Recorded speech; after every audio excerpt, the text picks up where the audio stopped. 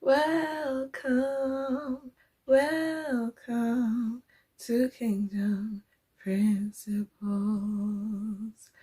Oh, welcome, welcome to Kingdom Principles.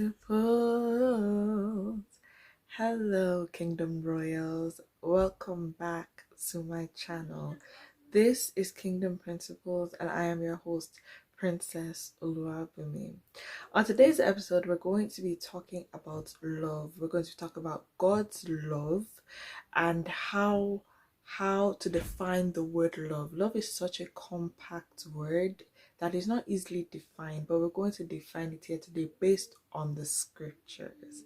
So God bless you as you watch and listen. Stay tuned.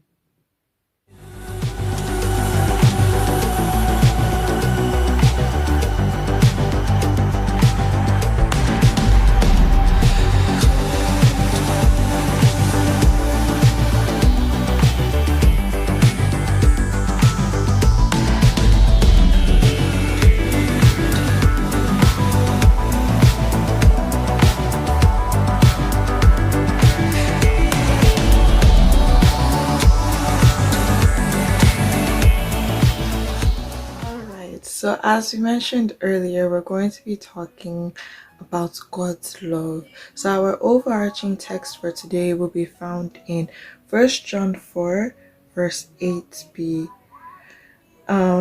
which says, "For God is love." So the full verse says, "He that loveth not knoweth not God, for God is love." So it essentially means that if you do not have any love in your heart, then you don't know God, because God is love. So we're going to, of course, we have our trusty tablet with us again today. That's where I have all my notes and everything. I can't wait to share with all of you everything that I've compiled and put together concerning this topic. So based off of our Bible passage, our overarching Bible passage, we know that God is love. To the glory of God, we have all made it to the month of February, the second month in 2021. Congratulations, we thank God that we've made it. Glory be to God. This is the first Saturday of this wonderful new month, and February is normally always known as the month of love, the month of romance, and Valentine's Day is on the 14th, and everybody knows everything. And really this month I'm going to break down certain principles as it relates to relationships and so on and so forth. But for the foundation piece, we're going to talk about love and what love is. So as we read in our Bible passage, number one, God is love.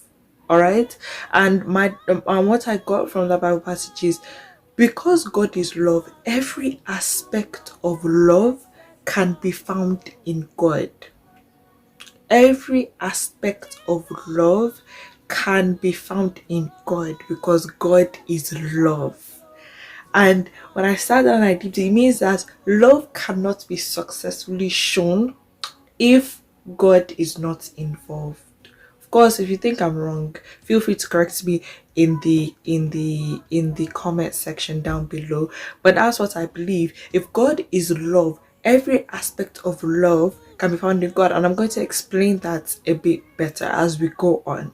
Well, first we're going to read 1 Corinthians chapter 13 verses 4 to 8. 1 Corinthians 13 4 to 8. As I mentioned, I believe last week, whenever I read a Bible passage, I'm going to read it in King James. I believe I have ESV here too, but we're going to read it in King James first, and then we'll discuss, after which we'll round up, because I'm going to try and ensure that today's video is as short as possible but as informative as possible as well.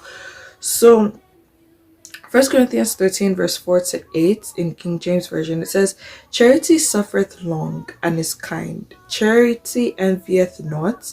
Charity vaunteth not itself, is not puffed up, doth not behave itself unseemly, seeketh not her own, is not easily provoked, thinketh no evil, rejecteth not in iniquity, rejoiceth not in iniquity, but rejoiceth in the truth, beareth all things, believeth all things, hopeth all things, endureth all things. Charity never faileth, but whether there be prophecies, they shall fail. Whether there be tongues, they shall fail. Whether there be knowledge, it shall vanish away. So we stopped talking about charity as at more or less 8a verse 8a. So this is the definition. You know that in every video we like to define what we're talking about, but I found today's definition in the Bible. If you search up on Google what is love, there are so many different definitions. It gave me a headache. So I was just like, you know what, for today we're just going to go with what the Bible tells us love is. So we're going to read it in the ESV version, which is the English Standard Version. And it says, love is patient and kind. Love does not envy or boast. It is not arrogant or rude. It does not insist on its own way. It is not irritable or resentful. It does not rejoice at wrongdoing, but rejoices with the truth. Verse 7.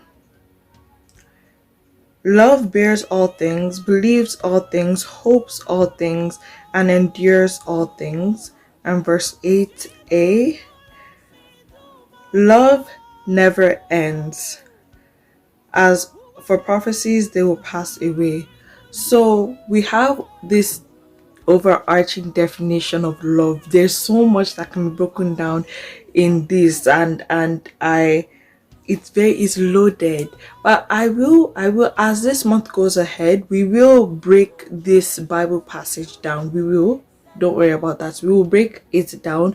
But today I just came here to tell you guys that God is love, and everything that is stated here about love are things that God has done for us. God is long suffering.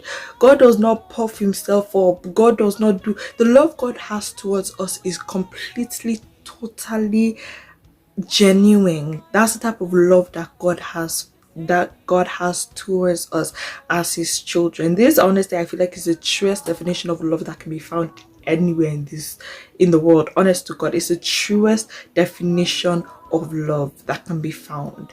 And when I was looking at the definitions in the dictionary, everything was talking about different things, but I genuinely feel like this is the best definition that we can go with. So I'm going to try and break this thing down. So charity is another word for love. So charity suffereth long and is kind. Charity envieth not. Charity vaunteth not itself. It is not puffed off. So love does not show off. Love, when you love somebody, you have no reason to like be showing off or be acting proud or any other. No, because you love this person, you genuinely want their well-being, whether this is your sibling, your parents, your cousin, or even the person you're in a relationship with. You genuinely want to see this person move forward. So you're not supposed to be envious. No, because you want this person's happiness as much as they should want yours, essentially.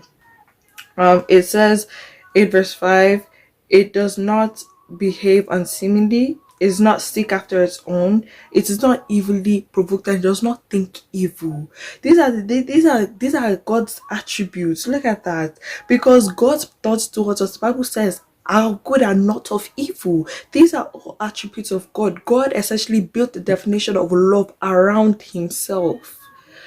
Furthermore, it beareth all things, believes all things, hopeth all things, and endures all things. That's God.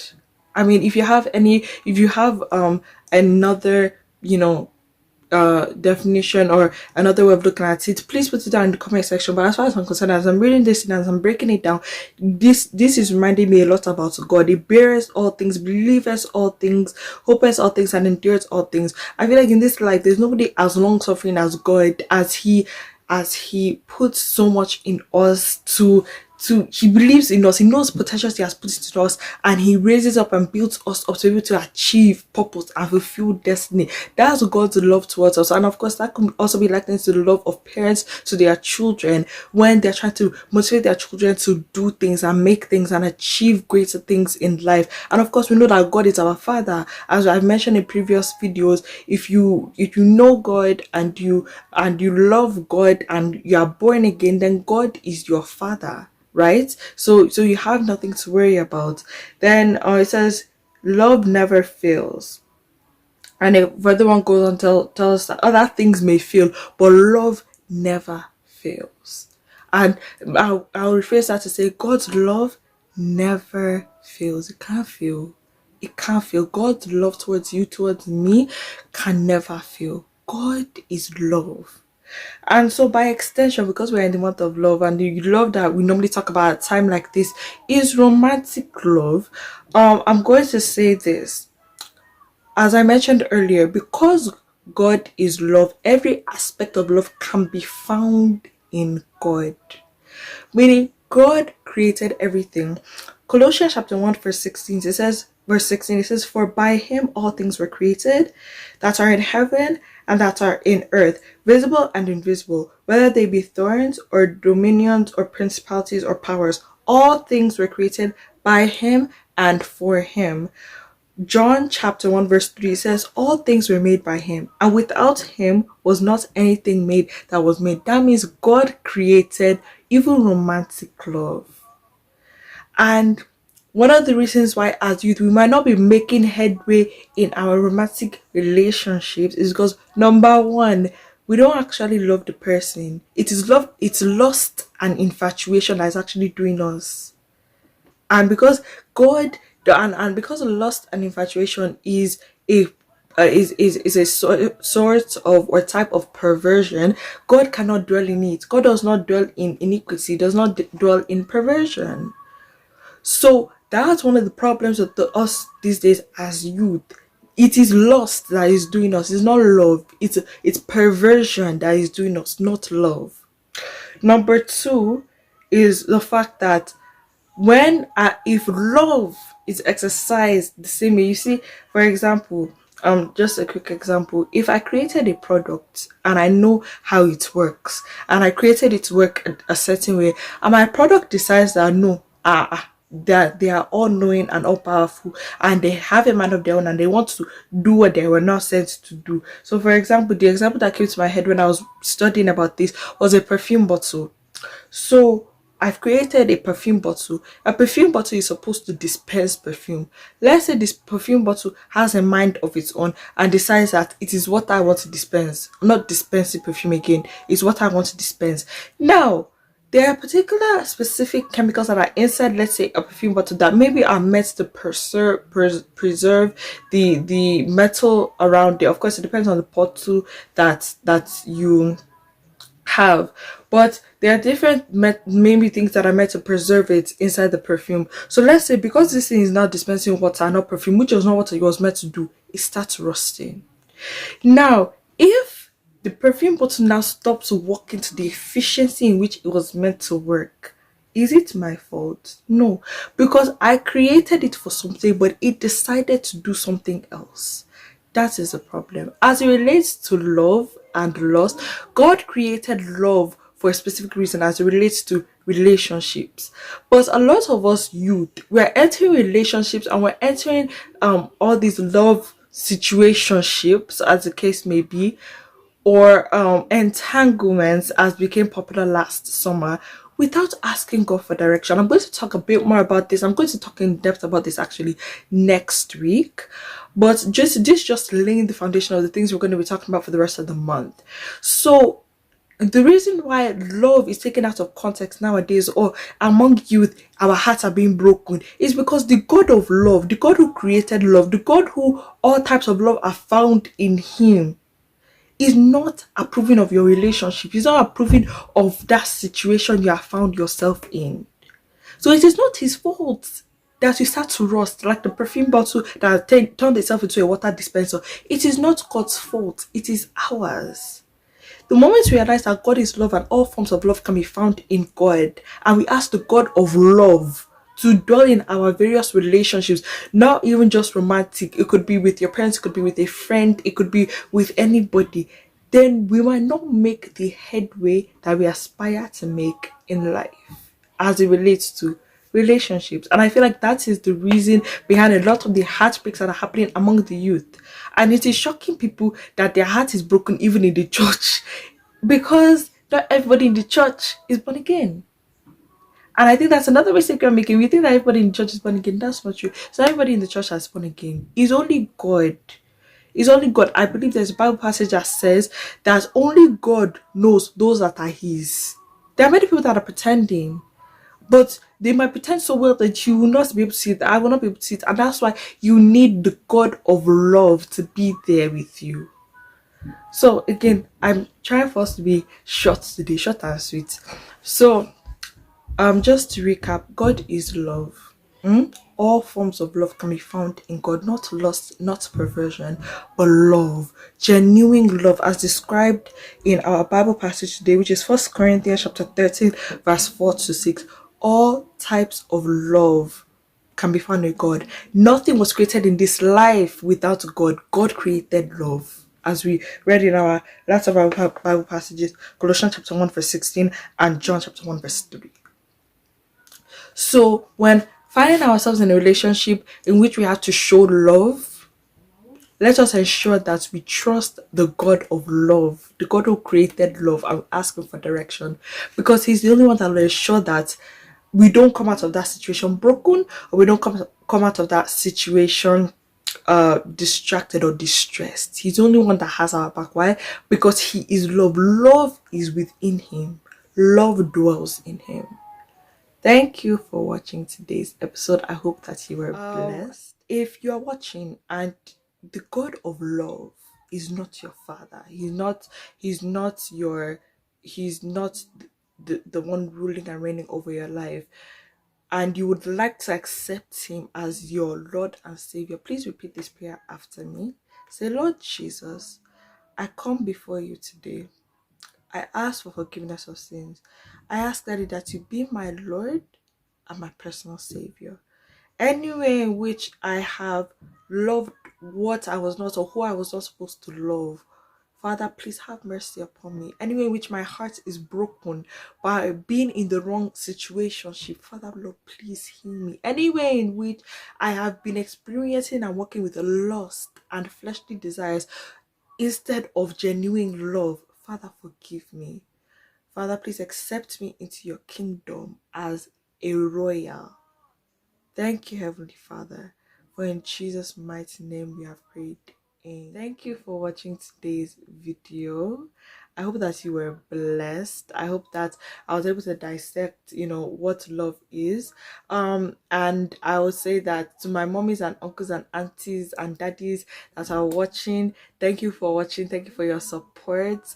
And to the younger, the teenagers that are watching as well, God bless you. I hope you also learned a thing or two about your Father in heaven as it relates to love.